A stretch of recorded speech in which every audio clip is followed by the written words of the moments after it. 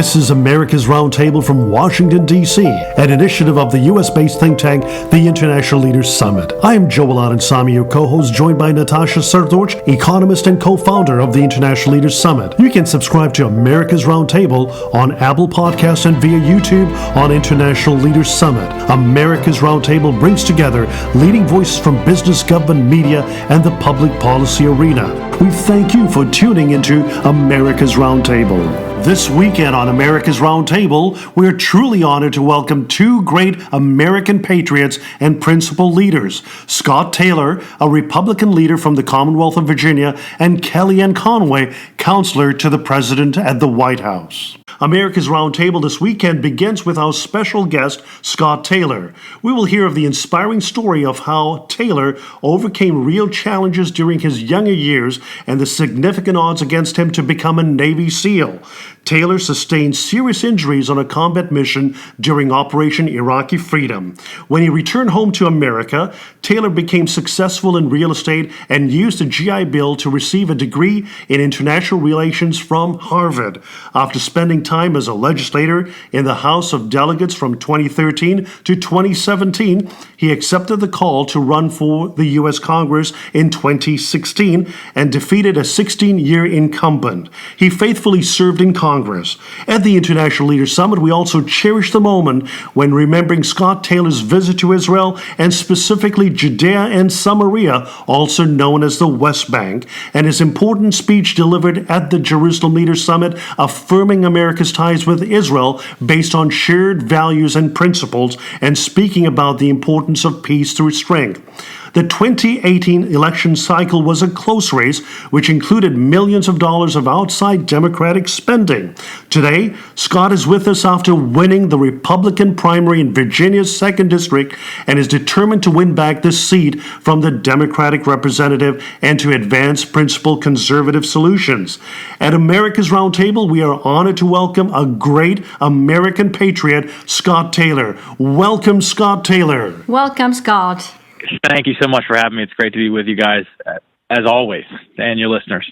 In regard to your days of your early childhood and the impact of America's cherished civil society groups such as Big Brothers, Big Sisters Program of America, and your path to serving our nation on the battlefield and the public arena of fighting on behalf of America's citizens for conservative ideas, could you share with us briefly your story? Yeah, absolutely. You know, when I was on, let's put it this way, I was raised by a single mother, 4 kids in the house. We grew up working poor. When I was 12 years old, I'd already headed down the wrong path and with the wrong people. My mother was always working, lots of free time I had, and I was already on probation. And of course, she knew she had to do something to correct my path, and she signed me up for Big Brothers and Big Sisters, where I was introduced to my big brother, Andy, who really changed the whole trajectory of my life, taught me everything from having a napkin in my lap at the dinner table to stock options. But most importantly, he instilled confidence and self-worth into me that enabled me to lead that little small town with the ambition to become a United States and the confidence to become a United States Navy SEAL, which I was able to do and serve this country. Scott, we are experiencing a cultural upheaval in America and a crisis of law and order. We also find a lack of principled leaders in the public square from the conservative arena who would speak boldly about the significance of affirming America's values and principles, preserving our history and its founding documents, and emphasizing freedom, the rule of law, and opportunity for all. Our mutual friends, former Congressman Dave Brat and Ambassador Ken Blackwell, former mayor of Cincinnati, and state leader in Ohio, who joined us recently on America's Roundtable, they have both echoed similar concerns. Scott, what are some of the steps that you will take when elected to Congress to address these issues and fill the void? Well, let me first say that I'm a big supporter of law and order and law enforcement in general. Look, of course, there are bad people in every group and organization, and if there is a bad police officer, they have to go, right? And there's no question about it. Police unions stop them from being held accountable. And if you have a bad police officer who, like the gentleman who in the Floyd case had 17 violations, they shouldn't even be a mall cop, right? They put the civilians' lives at risk as well as their partners. that are upholding the rule of law. And I think that any police officer would want bad apples out. Just like if I was in the Navy SEAL teams and we had someone who was unsafe, they would be gone immediately. But it's important to support law and order because they are part of the very fabric of this society. Everyone wants equality. Everyone wants social justice, but not at the expense of the safety and security of our families. It's why man went from tribes to society, so they could, in order to be safe and secure, so that they could flourish and live the best life possible. So we have to support law and order. You mentioned history. We have an imperfect history. None of us, are perfect, period. So some of the same people who are trying to look at history through their lens of today and judge people through the lens of today have no moral high ground because they, too, are imperfect, and they certainly wouldn't want to be judged 100 years from now. The reality is this country is the best experiment in world history, quite frankly, that is imperfect.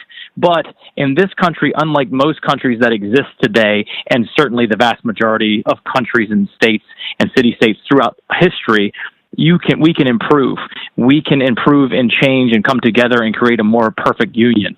So those types of values and that imperfect history has to be preserved so that we can learn from that, so that we can come together and get better. But first and foremost, you have to have security and safety for our families. If you're a single mother like my single mother was, sure you want equality, sure you want social justice, but you want to make sure that you have the ability and your family has the ability to be safe and secure. And the only way to do that is to have good, positive law and order. Absolutely. Well stated, Scott.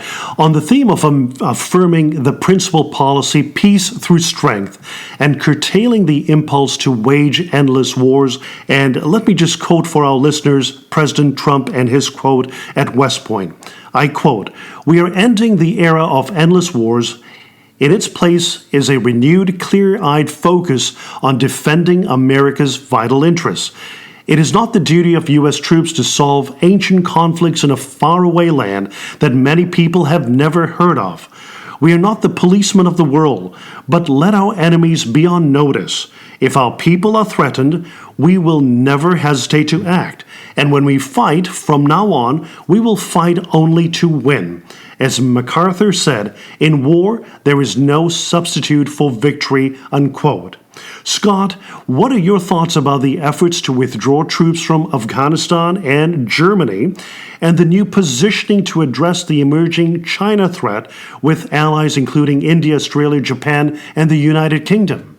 So let me preface this by saying, and from a atmospheric view, when you're looking at right now in the United States and our position in the world and where the world is, we're in a very transformational time, and this president is a very transformation. He's in an era that is a transformative era, and I think that there is an era that is ending, and the reality is throughout history, eras end and they change. And this era that we've had since post-World War II and the global order, if you will, that is coming to an end. It didn't even start with this president, quite frankly. It's been happening for a couple of decades now. And the reality is America is not the police force of the world. We have provided open sea lanes throughout the world, of course, which has allowed countries like China and other countries to flourish. You mentioned Europe. The reason why those troops are in Germany was, of course, during the Cold War and after World War II, to stop a ground invasion from Russia to coming in and taking over Western Europe. Clearly, that is not a big threat right now. That being said, with those troops in Europe, it has stopped Germany from rising again. It stopped Russia from coming to the West, and it's also allowed for countries in Europe to spend a lot of money on social welfare for their own countries and healthcare and things like that without spending, as the president said many times, and Barack Obama called them, quote, freeloaders, unquote, because they haven't spent the sufficient money on their own defense. So where this president, of course, is look, America is stretched. We've been in endless wars for a while. My generation has known war and recession. And the reality is in Afghanistan, you can't find a general. Quite frankly, you can't find someone who's in political power right now that can articulate to you why we should stay there for such a long time, what the actual goal is. That's changed over time. The president wants to bring the troops home. I think it's necessary to do so because in this era that we're going into, one, we have to make sure that America is strong. And much like when you go on an airplane and they say, put your own oxygen mask on before you put the oxygen mask on the person next to you, we have to be strong before we can help anybody else out. And other countries have to start pulling their weight and helping with open sea lanes and and pushing freedom around the world, of course. But the reality is our country is moving into an era that sees a little bit more realism in international policy. And what that is states remain sovereign around the world, but also we have to move and create policy that sees the world as it is, not as we wish it to be. And I think that's where this president is. And, he's leading us into this new era. And there is a great deal of concern about China, the Sure. intellectual property theft committed by entities tied to the Chinese Communist Party, China's culpability in the cover-up of COVID-19, then cyber attacks targeting America's businesses and government sites, its saber rattling, then the China-India border clashes, recent clashes costing the lives of Indian soldiers, intimidation on the high seas in the Pacific Ocean. Scott, are we entering a new Cold War? The new threat being China and the Chinese Communist Party? Let me say this before I get into China, because I think it's important. What I just explained to you with the president, I don't think he's an isolationist. I think he still wants to maneuver and spread American leadership around the world.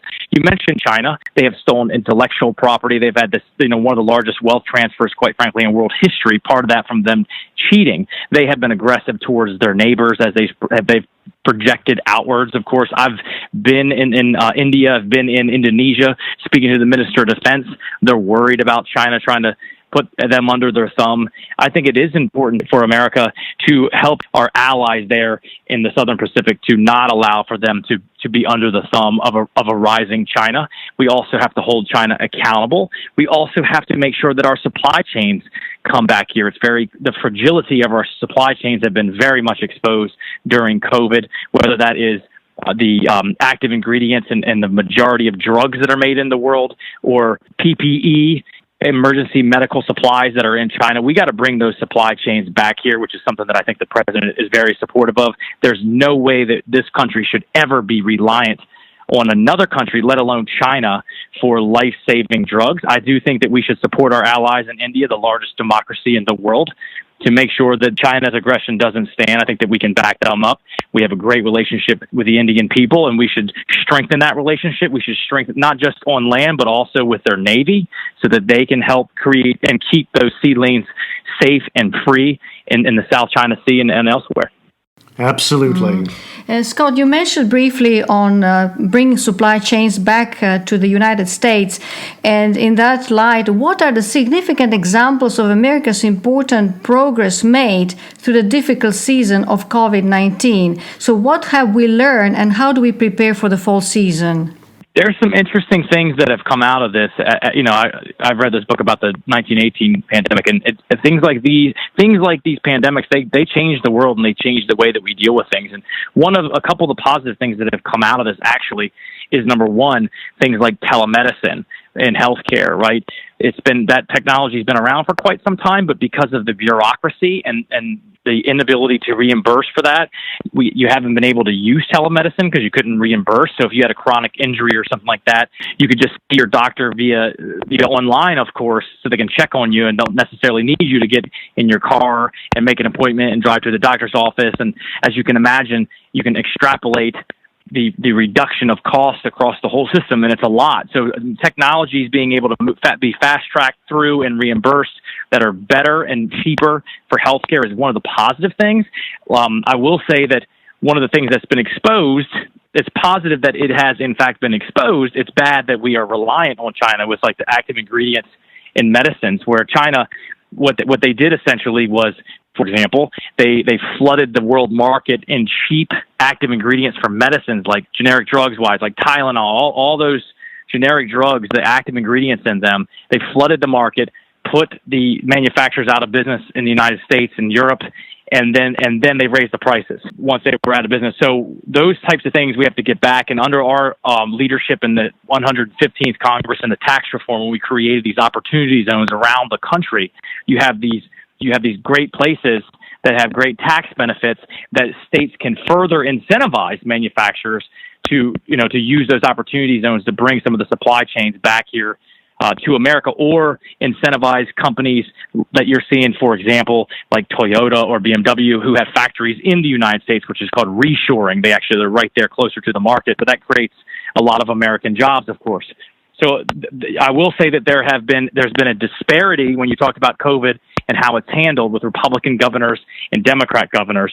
That's for sure. You see, Republican governors obviously are more reliant on individual freedom and people taking responsibility for themselves and their families.